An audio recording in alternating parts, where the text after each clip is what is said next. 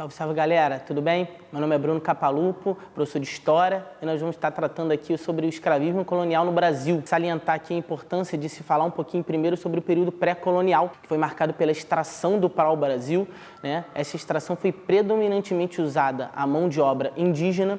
Somente após a implantação da produção açucareira no Nordeste brasileiro é que nós vamos ter a inserção dessa mão de obra escrava africana. Diversos foram os fatores que vão possibilitar essa substituição. O primeiro deles, a questão do conhecimento do território. Os indígenas conheciam mais o território, por isso a possibilidade de fuga deles era maior do que a fuga dos africanos, tá? Que não conheciam o território, vinham de um outro continente para cá, por não conhecerem, as fugas eram dificultadas. Uma outra questão muito importante é a questão da comunicação, né? Foram diversas etnias trazidas para cá, diversos dialetos diferentes, tribos inimigas, e isso impossibilitava muito a organização para uma possível fuga, uma possível resistência, uma possível rebelião desses escravos contra os senhores.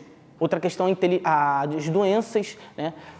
Os africanos já tinham tido contato com os europeus e com os asiáticos na África, então eles já eram imunes a algumas doenças. Já os indígenas não tinham contato, viviam meio que isolados aqui na América, então você tinha um grande problema que eles morriam com facilidade, essas doenças trazidas pelos portugueses. Outro fator importante é o conhecimento das técnicas de produção. Os africanos, por os portugueses já terem colônias na África, eles já conheciam e já produziam o açúcar na África. Então eles já conheciam e já tinham conhecimento de algumas técnicas. Os indígenas não, né? Então se tornou mais fácil essa adaptação à colônia portuguesa aqui na América, tá? A questão dos jesuítas também foi muito importante, porque os jesuítas tiveram um conflito ideológico muito grande com a coroa portuguesa, porque os jesuítas queriam escravizar os indígenas para catequizar, converter, enquanto a coroa portuguesa queria escravizar os indígenas para obter lucro, para obter riquezas, né? Então o conflito ideológico existiu aqui no Brasil perante essas duas ideias, e a solução para isso foi você traficar seres humanos da África para o Brasil. Cerca de 4,8 milhões de escravos saíram da África para o Brasil, tá? Esse comércio de seres humanos foi extremamente lucrativo para a coroa portuguesa. E aí está o fator principal para isso, né? A lucratividade. A lucratividade foi o principal fator que leva à substituição da mão de obra indígena para a mão de obra africana. A coroa portuguesa cobrava um imposto em cima desse comércio e era extremamente lucrativo para ela. E por isso que ela acaba incentivando, exatamente também para não brigar com essa igreja. Esses foram os diversos fatores que contribuíram para essa substituição. Mas é importante salientar também uma ideia de desconstrução que precisamos ter, é que algumas pessoas até hoje afirmam que o escravo era muito pacífico e por isso que ele aceitava a escravidão. E não funcionava dessa forma. O escravo se rebelava, se manifestava contra essa escravidão. O problema é que diversos foram os fatores que impossibilitavam ele de fazer isso. Então, essa ideia de que o escravo era pacífico, precisamos retirar isso das nossas cabeças. O principal fator que leva a essa escravidão africana para o Brasil é a lucratividade. A coroa portuguesa lucrava muito com esse comércio de escravos e o comércio de seres humanos. Tá ok, gente? Uma outra questão que nós precisamos entender é a divisão das camadas sociais. Eram 3 camadas sociais muito importantes nesse Brasil. A questão dos senhores, que eram donos das mercadorias, donos das terras, os escravos, né? Era um outro setor dessa camada social, outro setor da sociedade, que era a mercadoria desse senhor, eram os pés e as mãos do senhor, segundo o próprio padre jesuíta Antonil. E uma terceira camada, que não é muito dita, mas é a burguesia metropolitana, né? Que lucrava muito através desse tráfico negreiro. O tráfico de seres humanos foi extremamente lucrativo para diversos setores da sociedade. Precisamos entender que esses traficantes se tornaram muito ricos aqui em Portugal e no Brasil devido a esse comércio de seres humanos. Importante também aqui para nós desconstruirmos essa ideia, gente, que escravidão indígena e escravidão africana, elas funcionaram lado a lado.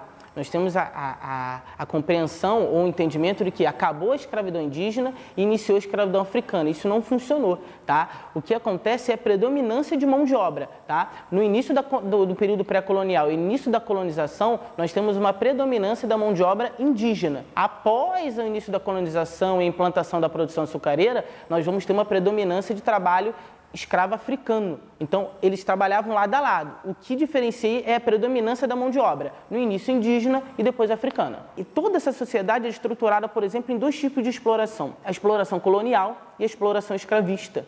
Tá? A exploração colonial pautada de país para país, de metrópole para colônia, de Portugal para Brasil. O Brasil enviava, já que era colônia, matérias-primas e gêneros tropicais para Portugal, que era metrópole, e a metrópole enviava os produtos manufaturados para a colônia, no caso o Brasil. Os portugueses compravam abaixo de preço do mercado e vendiam acima do preço do mercado.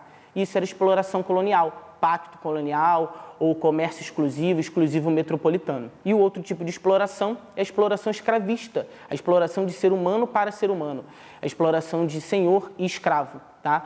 Era uma exploração completamente cruel em cima do senhor por escravo. O escravo tinha que seguir todas as ordens dadas pelo senhor. E dentro dessa classe escravocrata, nós tínhamos algumas divisões. Por exemplo, o escravo de ganho, que era o escravo que tinha um contrato temporário que ele poderia vender nas cidades. Né? Ele ia nas cidades vender alguns produtos e, ao retornar com lucro, ele ficava com uma pequena parcela. Né? Ele usava essa pequena parcela, por exemplo, para melhorar sua vestimenta, melhorar sua alimentação ou até mesmo comprar sua alforria, no caso, sua liberdade. Nós tínhamos os escravos domésticos, que eram escravos mais dóceis, bonitos, confiáveis, que o senhor colocava dentro da sua residência para cuidar da sua família, da sua esposa, dos seus filhos. E grande parte desses escravos domésticos eram de mulheres, porque também serviam de objetos sexuais para esses senhores. Nós tínhamos os negros do eito, né, que trabalhavam cerca de 12, 15, 18 horas por dia, trabalhavam em condições de muito sol, muita chuva, frio, eram extremamente cruéis esse trabalho do negro do eito nas lavouras de plantação de açúcar. As condições de vida desses negros do eito eram precárias, tá? A expectativa deles era menor do que a expectativa de vida dos escravos domésticos que viviam dentro da residência, tinham uma condição de vida um pouco melhor. E tinha os tigreiros. Os tigreiros eram os que trabalhavam nas cidades e levavam os detritos das casas e das cidades para serem despejados nos mares e dos rios, né? Mas eles levavam esses detritos, por exemplo, com fezes, urinas, e isso ia caindo pelo corpo e deixando marcas profundas nesses escravos. Era um dos trabalhos escravos mais desumanos que existiu aqui na colônia portuguesa no Brasil, tá? Aqui na América, no caso. A colônia portuguesa aqui na América. Foram diversos os fatores, gente. Diversos os tipos de trabalho que esses escravos executavam no Brasil. Existiram também os boçais e os ladinos. O boçal era aquele escravo recém-chegado da África que mal conhecia a língua, mal conhecia as técnicas de produção e por isso ele era considerado um boçal. Hoje em dia o boçal é aquela pessoa ignorante, aquela pessoa sem conhecimento, então a gente até tem uma relação quanto a isso. Um outro tipo de escravo era o ladino, que já conhecia as técnicas de produção, já conhecia um pouco dessa língua, de como funcionava esse sistema, e era esse escravo que se rebelava mais, que se manifestava mais. Por ele já conhecer o sistema, se tornava mais fácil para ele, ou menos difícil, essa revolta. E existiam diversas formas de resistência escrava, tá, gente? Nós costumamos falar, como já tinha dito anteriormente, que o escravo era passivo, aceitava a escravidão, e isso não acontecia, tá? Existiam, por exemplo, fugas, aborto de mulheres escravas, né? Assassinato de feitores, rebeliões, destruição dos meios de produção, e o principal deles que era a formação dos quilombos, né? Os quilombos eram uma resistência muito grande desses escravos, fugiam das senzalas, fugiam dos senhores e iam em busca desses quilombos que tinham uma certa autonomia, uma certa liberdade, eles podiam cultuar um pouco dessa cultura africana dentro desses quilombos, né? Então foi extremamente importante essa formação.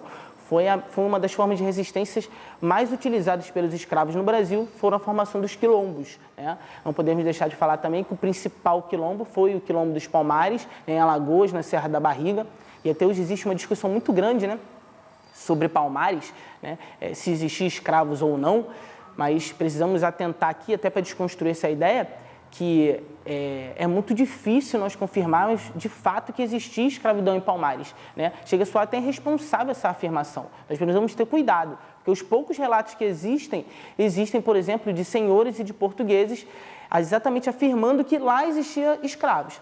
Mas a gente já tem um interesse por trás disso, consegue enxergar um interesse por trás disso, porque você mostra para o seu escravo que ele também vai ser escravo lá, impossibilitando a fuga dele, ou alertando ele que, por mais que ele seja escravo aqui, ele vai tentar fugir e também vai ser escravo lá. Então você tem um interesse por trás disso, interesse por trás desse discurso, e é isso que a gente precisa ter cuidado, tá? É importante salientar que não temos como afirmar com 100% de certeza que em Palmares tinha escravidão. Tá ok, gente? Espero ter ajudado, espero ter feito com que vocês possam refletir, entender alguns aspectos desse período escravocrata brasileiro. É lógico que ainda tem muito tempo para se falar sobre o período de escravidão no Brasil, mas isso foi só um resuminho para nós conseguirmos compreender e entendermos um pouco as coisas. Tá ok? Abraço, até a próxima.